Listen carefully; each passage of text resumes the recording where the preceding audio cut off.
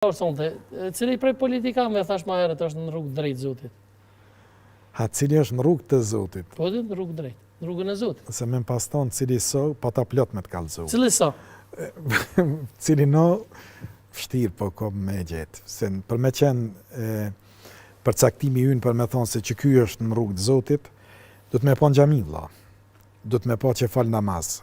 Nëse i besimit katolik le tjetë në kish, që është në rrugë të Zotit besimit të vetë, që e beson. A vinë nga njëni për ty me në xhami huzi, ke po në erë?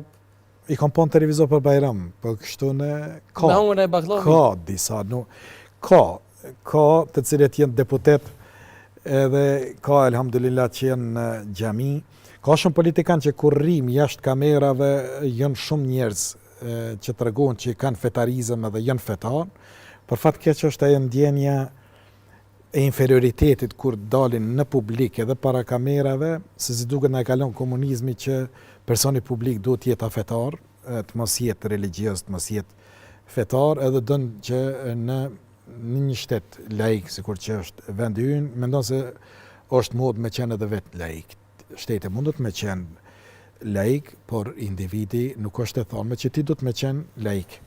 Andaj nuk ka send më të mirë se sa ai i cili është i thirrur për me përfaqësu interesat e kësaj popullate edhe zgjidhet për kësaj popullate, do të me ditë se kjo popullat kërkon me të pa aty në xhami.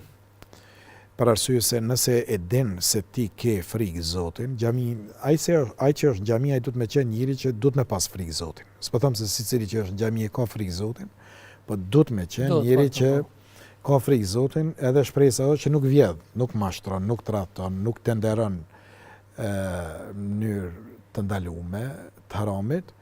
Prandaj thirrje për gjithë, jo vetëm për politikanët, po për gjithë intelektualët tonë, për gjithë popullatën është adhuroni Zotin.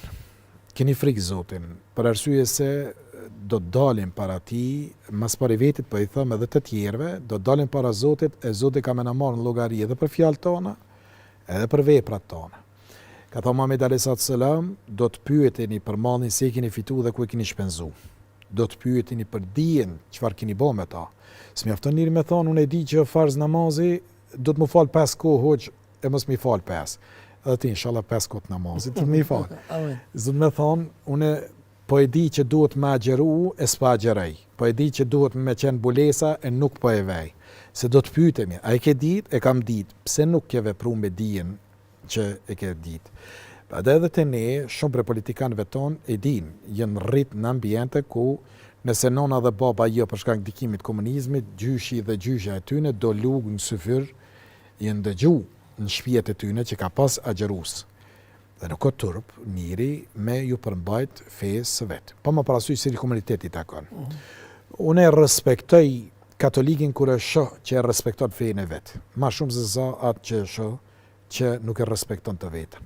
Respektoj edhe muslimonin kur e shoh që e respekton besimin e vetë. Ndryshe është për shembull një njeri i cili çon veten shqiptar dhe një shqipen, një njeri i cili çon veten shqiptar dhe nuk e flet shqipen.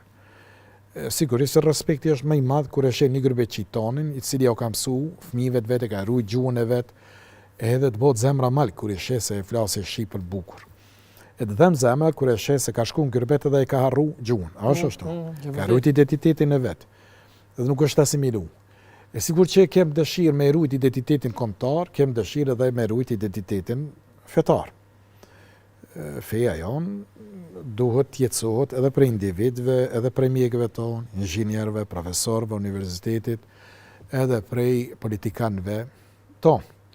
Nuk është turp që në për aeroportet e perëndimit të kesh mesgjide, në për spitalet e tyne të kesh vende ku luten edhe i falen Zotit besimtarët aty në vendet qoftë krishter apo musliman, ndërsa në spitalet tona të mos ketë një vend ku njëri duhet me falë një namaz, turpruese.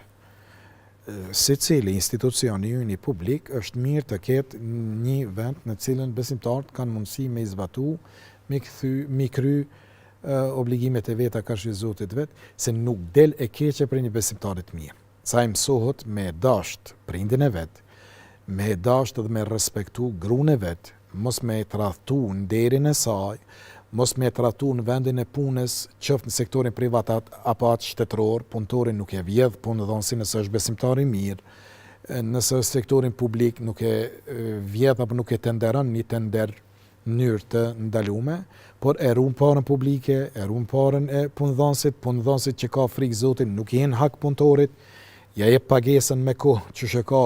E jo gjuna me ardhë punëtori me thonë ka 2 vite, ja para 2 vite në një prej marketeve në qytetin tonë e pash, që është zinxhir marketesh, më tha që 2 javë na i kanë vënu pagat, një vajzë që punon të aty.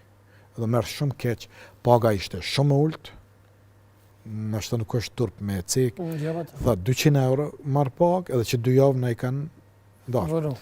Duhet me pas frikë Zotin. Edhe punëdhënësit duhet me pas frikë Zotin, mos me hin hak.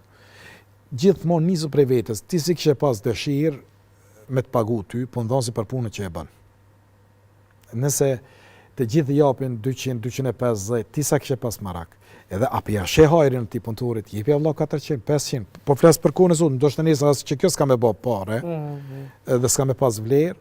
Mirë po, jepi më tepër se sheh bereqet edhe merr duat punëtorit. Po edhe punëtorit duhet me harujt punëdhënësit hakun e vet. Muhamedi alayhis salam ka thonë, jepni punëtorit hakun e vet para se më ter djersa në ballin e tij. Mos i hin hak. Tu i hin hak njëri tjetrit, po dështëm pastaj edhe në biznesin tonë, edhe s'po kemi bereqet. Ti do të konsiderosh veten që je i suksesshëm në biznesin tonë, se të shtohet volumi i punës, po s'ke bereqet. Prandaj shes se nuk je mirë në raporte me gruan tënde, nuk je mirë në raporte me fëmijët e tu, me rrethin, fillon mi u dhon pijeve alkoholike apo jetës shfrenume e pshore e sende, edhe e prish jetën tënde. Tu mendoj se ti po don me bë më mirë, kur del jashtë asaj çfarë Zoti ka kërkuar prej teje, të prishet edhe jetesa. Prandaj let jetë fitimi i halallit, edhe sundim, nëse të ka dhënë një post, ke frikë Zotin. Nëse ke kërkuar një post politik, ke frikë Zotin. Edhe krye në mënyrën më të mirë atë çfarë e ke kërkuar përgjegjësinë prej popullit, apo prej punëdhënësit, qoftë sektori privat apo atë publik. Të falenderit.